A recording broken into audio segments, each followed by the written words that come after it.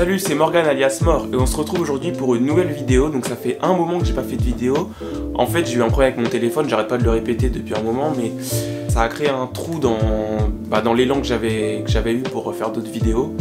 Et donc j'en ai profité pour m'équiper, pour un peu réfléchir à tourner un peu mieux mes vidéos, etc. Et donc là on repart sur une nouvelle vidéo, donc ça va être une série de vidéos. Et donc j'ai décidé de les appeler les graphibio. En fait donc ça va être les biographies d'artistes qui m'inspirent, voilà. Donc comme vous l'avez vu dans le titre de cette vidéo, je vais vous parler d'une artiste qui s'appelle Yayoi Kusama. Donc Yayoi Kusama est née au Japon à Matsumoto le 22 mars 1929. Le courant artistique dans lequel on pourrait la placer est le pop art, l'art féministe et plus globalement l'art contemporain. Yayoi Kusama est née dans une famille très fortunée qui s'occupe de la gestion d'une pépinière et de la vente de graines. Elle a eu une éducation très stricte et même conflictuelle avec ses parents. Le 7 décembre 1941, le Japon subit l'attaque de Pearl Harbor, ce qui changera profondément le mode de vie de sa famille. Elle, qui avait l'habitude de travailler un peu avec ses parents, se retrouvera à confectionner des parachutes militaires dans une usine japonaise. Donc l'information que je vais vous donner là est très importante pour la suite du parcours artistique de Yayoi Kusama. C'est ce qui va guider tout son parcours artistique. Donc en fait il faut savoir que Yayoi Kusama c'est une artiste en fait qui a des hallucinations. Elle dessine pour justement échapper à ses hallucinations et également à la pression familiale. Donc elle étudiera à l'école d'art de Kyoto et réalisera sa première exposition en 1952 à Matsumoto. En 1958, elle décide de partir pour New York, qui est une période de créativité importante aux États-Unis, et également parce qu'au Japon, il y a très peu de place pour les femmes artistes. Arrivant à New York, elle sera également très inspirée et produira une quantité prolifique d'œuvres. Elle se fera également remarquer par des happenings. Alors je vous vois venir, happening, qu'est-ce que c'est? Donc moi je sais à peu près ce que c'est un happening, mais j'ai mon téléphone pour vous donner la définition exacte du mot happening. Alors, happening, spectacle qui se déroulant aussi bien dans la rue prend la forme d'une improvisation qui cherche à provoquer la réaction spontanée et créative des spectateurs. Un happening c'est une prestation qui peut être dansée, on peut utiliser de la peinture, etc. En fait c'est vraiment une improvisation pour choquer le spectateur et même interagir avec lui. Ensuite, 1959, Infinity Nets.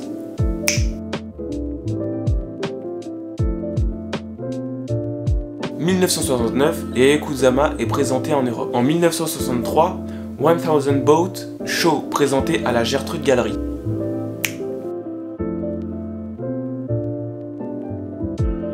Et en 1966, Narcissus Garden qui fait un scandale à la Biennale de Venise.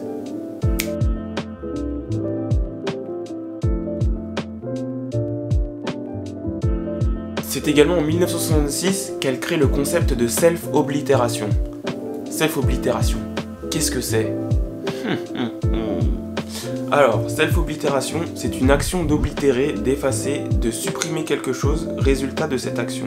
Donc en fait, Yayoi Kusama utilise les poids, donc les points, les gros cercles, qu'elle pose partout sur le corps humain et également dans ses installations pour supprimer justement les volumes, etc.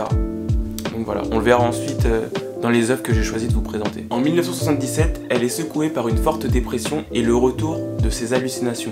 Elle décide donc de retourner au Japon dans la douleur pour être internée en hôpital psychiatrique. Elle est tout de même autorisée à produire dans son atelier non loin de son hôpital. Et en 1980, elle sera enfin reconnue tout d'abord au Japon, ensuite en France et pour finir aux États-Unis comme artiste incontournable. On va pouvoir maintenant passer à la deuxième partie de la vidéo qui est la présentation des œuvres que j'ai choisies.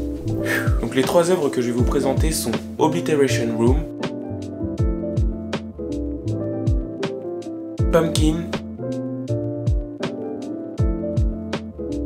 Accumulation No. 1.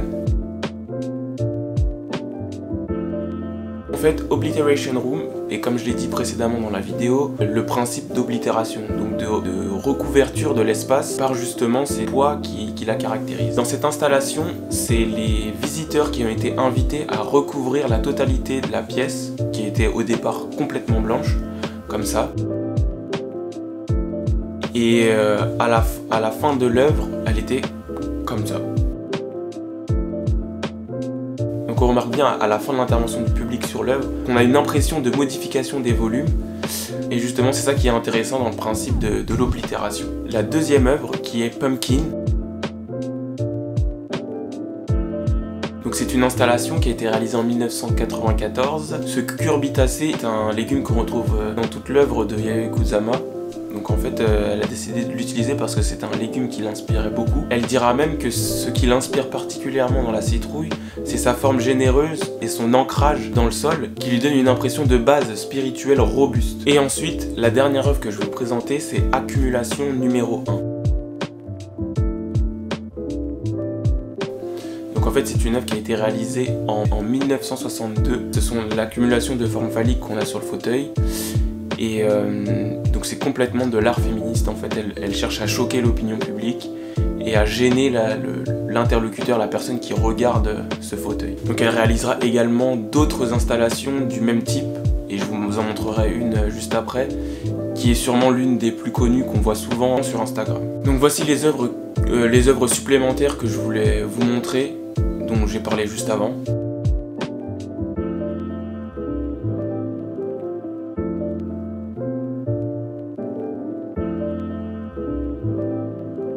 Et pour terminer, Yayoi Kusama a collaboré en 2012 avec Louis Vuitton.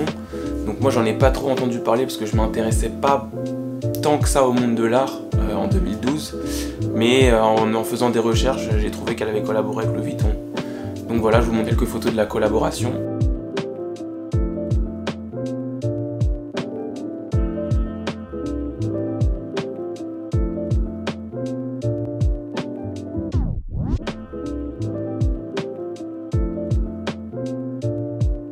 Donc voilà, pour finir, on peut dire que Yayoi Kusama est une artiste singulière qui est guidée par ses hallucinations. C'est vrai que c'est quelque chose qui est très présent dans son travail, on voit qu'il y a une certaine folie et que des fois elle a du mal à gérer cette folie. C'est même la gestion de son propre corps, parce que le fait de poser des points sur un endroit, ça veut dire qu'on veut effacer certaines parties, les cacher, et donc c'est vraiment ce qui est très présent dans son travail. Pour ma part, ce qui m'inspire particulièrement chez elle, c'est le fait de reproduire, de remontrer à chaque fois le même motif sur différents endroits, sur différents supports, de différentes manières. Et c'est un principe que j'utilise pas mal dans mon travail. Donc c'est ce qui m'inspire chez Yayoi Kusama. Donc voilà, c'est la fin de cette vidéo. Je sais bien que c'est pas la vidéo parfaite, j'essaye encore de trouver mes marques, etc. Au fur et à mesure, ça ira de mieux en mieux, et puis voilà. Donc si t'as aimé cette vidéo, n'hésite pas à t'abonner à ma chaîne, à liker cette vidéo, à aller sur mes autres réseaux sociaux et à regarder un petit peu ce que je fais, voilà. Voilà. C'est tout. Allez, salut!